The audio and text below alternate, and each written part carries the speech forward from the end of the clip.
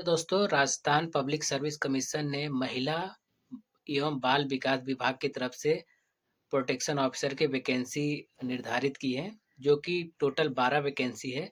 चलिए देखते हैं कि इसका एलिजिबिलिटी क्राइटेरिया क्या होता है। तो इसके अंदर टोटल 12 सीट हैं, जिसमें से 2 जो है जनरल वुमेन्स के लिए रिजर्व है, बाकी 5 जो है जनरल के लिए है और 2 ओबीसी जनरल के लिए है। इस तरीके से हमें टोटल 12 सीटें देखने को मिलता है। तो चलिए इस फॉर्म को कौन जो है एलिजिबल है जो कि इसे अप्लाई कर सकता है। तो देखिए, जिन्होंने एलएलबी लॉ की डिग्री किया हुआ है वो एलिजिबल हैं, और जिन्होंने MSW masters in social work किया हुआ है वो एलिजिबल है इसको अप्लाई करने के लिए। ठीक है, इसके साथ साथ जो है आपको वर्किंग नॉलेज के अंदर हिंदी रिटन देवनागरी स्क्रिप्ट का आना चाहिए और राजस्थान का कल्चर का थोड़ा बहुत संज्ञान होना चाहिए। हिंदी राइटिंग तो सभी को मोस्टली आती है नॉर्थ इंडिया में, तो आप एलिजिबल हैं, इसे आप अप्लाई कर सकते हैं। इसके बाद अगर इसका हम ग्रेड पे देखें तो 4200 का इसका ग्रेड पे है, L11 का इसका ग्रेड पे है। तो आप इसको अच्छा इन हैंड आपको सैलरी 55K के आसपास आपको देखने को मिलेगी या उससे ज़्यादा का। ठीक, जो एज लिमिट रखी गई है वो आपका 18 से लेकर 40 के बीच तक रखा गया है, और इसके बीच में कुछ एक एज रिलैक्सेशन को लेके भी कैटेगरी वाइज इसके अंदर कुछ चीज़ें लिखी गई हैं, आप इसे पूरा पढ़ लीजिएगा। ठीक, और फिर इसके बाद हम आगे बढ़ते हैं कि इसके अंदर कितने एग्ज़ाम्स होते हैं, क्या पैटर्न है इसके एग्ज़ाम्स का। तो देखिए, ज़्यादा कुछ नहीं है। इसके अंदर आपको 600 मार्क्स के पेपर होते हैं, जो कि 2 पार्ट्स में डिवाइड होते हैं, पार्ट 1 और पार्ट 2। ये सारे पेपर्स 3 आवर्स के होते हैं, 3 घंटे के होते हैं, पार्ट 1 का भी पार्ट 2 का भी। ठीक है, और इन पेपर्स का जो मिनिमम मार्क्स होता है वो 300 और 300 जो है, मतलब जो टोटल नंबर ऑफ मार्क्स होते हैं इन पेपर्स के 300 और 300 के होते हैं, तो टोटल आपके 600 हो गया। ठीक, अब इसके बीच में हम लोग देखते हैं कि पेपर 1 और पेपर 2 में क्या डिफरेंस है। तो देखिए, 600 का पेपर हो गया, टाइमिंग आपको 3 घंटे का मालूम चल गया है। तो पेपर 1 में और पेपर 2 में क्या डिफरेंस, देखिए पेपर 1 तो जीएस का होगा, जो कि कॉमन इंडिया के अंदर जितने भी जीएस जनरल नॉलेज के क्वेश्चन हैं, और एक डोमिसाइल वैकेंसी है, तो राजस्थान का कल्चर हेरिटेज भी आएगा इसके अंदर जीएस के अंदर। और जो सेकंड पेपर है आपके पास ऑप्शनल पेपर है, इसके अंदर आपको ऑप्शनल होगा, ऑप्शंस आपको लेने होंगे, या तो आप सोशल वर्क ले सकते हैं या लॉ ले सकते हैं, जैसी आपकी डिग्री है। तो यहाँ पर आप लॉ या सोशल वर्क आप यहाँ पर ले सकते हैं एज अ ऑप्शन पेपर में, और ये एमसीक्यू पेपर होगा। ठीक है, और ये भी जो पेपर 1 है ये भी एमसीक्यू पेपर होगा, ये भी एमसीक्यू पेपर होगा और ये भी एमसीक्यू पेपर होगा। यानी कि यहाँ पर कोई रिटन एग्जाम, मतलब ट्रेडिशनल मेथड या सब्जेक्टिव मेथड नहीं है, यहाँ पर एमसीक्यू मल्टीपल चॉइस क्वेश्चंस देखने को मिलेंगे। ठीक है, फिर इसके बाद जो है आप,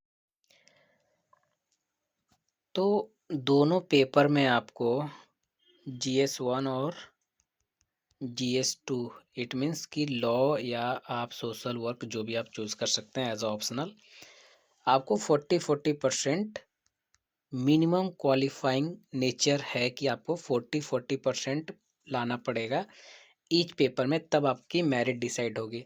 इसके नीचे अगर आएगा तो वैकेंसी को खाली रखना पड़े तो भर्ती नहीं होगी।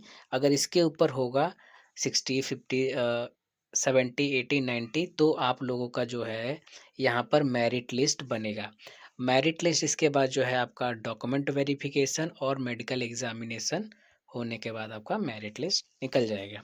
ठीक, तो आप, ऐसा नहीं है कि बाई चांस राजस्थान में 2012 में क्या हुआ था कि फिजिक्स के जो पीजीटी भर्ती थी उसके अंदर 2 नंबर वाले भी फिजिक्स के टीचर बन गए, कि वहाँ पर मिनिमम क्वालिफाइंग कुछ ऐसा नेचर नहीं बताया हुआ था।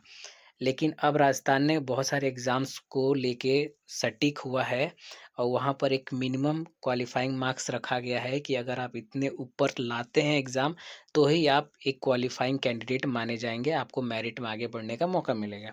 और इसके ऊपर आएगा तो ही आपका मेरिट कंसीडर होगा। इसके नीचे सारे अगर लोग आ रहे हैं और 40 से नीचे आ रहे हैं तो आपका मेरिट नहीं बनेगा।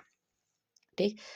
और बहुत अच्छी बात है कि यहाँ पर कोई इंटरव्यू का ज़िक्र नहीं किया गया है कि there is no interview, only written test भर्ती है, आप इसको ग्रैब कर सकते हैं। तो चलिए अब डिटेल्स में इनके सिलेबस भी हम लोग जान लेते हैं। देखिए, राजस्थान पब्लिक सर्विस कमीशन ने जो है पीडीएफ जारी किया है, इसके अंदर पेपर 1 जीएस 1 में प्रोटेक्शन ऑफिसर का आपका history, art, culture, heritage of Rajasthan. ज़ाहिर-सी बात है कि डोमेन राजस्थान है, तो you have to knowledge about Rajasthan and वहाँ के कल्चर आपको आने चाहिए, वहाँ की संस्कृति आपको आना चाहिए, वहाँ की थोड़ी बोली आपको आना चाहिए, ठीक? ये सारी चीज़ें भी देखी जाती हैं। कहावतें पूछ लेते हैं, स्लैंग्स पूछ लेते हैं, बहुत सारी चीज़ें यहाँ पर पूछ लेते हैं, ठीक? ये हिस्ट्री हो गया, ये आपका ancient, medieval history, modern history, मतलब हिस्ट्री के जितने सोशल साइंस होता है, उतना आपको यहाँ पर पूछा जाएगा, ठीक?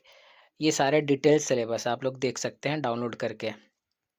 Geography of India, geography of Rajasthan, Indian economics, human resource and economic development, social justice, ये दोनों जने के लिए जो जिन्होंने एमएसडब्ल्यू सेम किया है, जिन्होंने एलएलबी किया है। अब जीएस 1 है तो दोनों जने को सेम पेपर ये मिलेगा, तो दोनों जने को ये सारी चीज़ें आना चाहिए। देन उसके बाद आपको हिंदी और इंग्लिश, यहाँ पर लैंग्वेज का भी उसके अंदर सेक्शन रहेगा, जिसके अंदर आपको हिंदी और इंग्लिश की एबिलिटी टेस्ट भी देना पड़ेगा। आपको संधि विच्छेद आता है, व्याकरण आता है, स्वर्ग उपसर्ग आता है कि नहीं, हिंदी में कार्य रहते हैं राजस्थान के अंदर, क्योंकि बहुत सारे नॉर्दर्न जो स्टेट है अपने इंडिया के, वहाँ पर देवनागरी लिपि चलती है हिंदी की, तो वहाँ पर आपको हिंदी आना और इंग्लिश आना थोड़ा सा बेसिक ज़रूरी है। देन उसके बाद पेपर 2 जो है, ये स्पेसिफाइड है लॉ वालों के लिए और सोशल साइंस वालों के लिए। तो जिनका एमएसडब्ल्यू से अगर भर रहे हैं तो उनका ये डिटेल सिलेबस है, और जिन्होंने लॉ से भर रहे हैं तो उनके अंदर देखिए कॉन्स्टिट्यूशन ऑफ इंडिया, ठीक है? कॉन्स्टिट्यूशन के अंदर डीपीएसपी आ गया, अटॉर्नी जनरल हो गया, हाई कोर्ट, 2 टू 6 के फंक्शंस आ गए, सुप्रीम कोर्ट, ठीक? ये सारी चीज़ें आ जाएँगे। सीपीसी आ जाएगा यहाँ पर देखिए, सीपीसी आ जाएगा, लिमिटेशन एक्ट आ जाएगा। देन इसके बाद एविडेंस एक्ट, इसमें जो है अपने सिलेबस में कोई चेंजेस नहीं किया है, यानी कि 2023 के जो न्यू एक्ट हैं, बीएसए, बीएनएसएस, ठीक है? और बीएनएस, ये जो 3 एक्ट हैं, यहाँ पर राजस्थान में जो भी ये प्रोटेक्शन ऑफिसर का वैकेंसी आने वाला है, यहाँ पर नहीं बोला है। यहाँ पर देखिए, यहाँ पर इन्होंने पूरा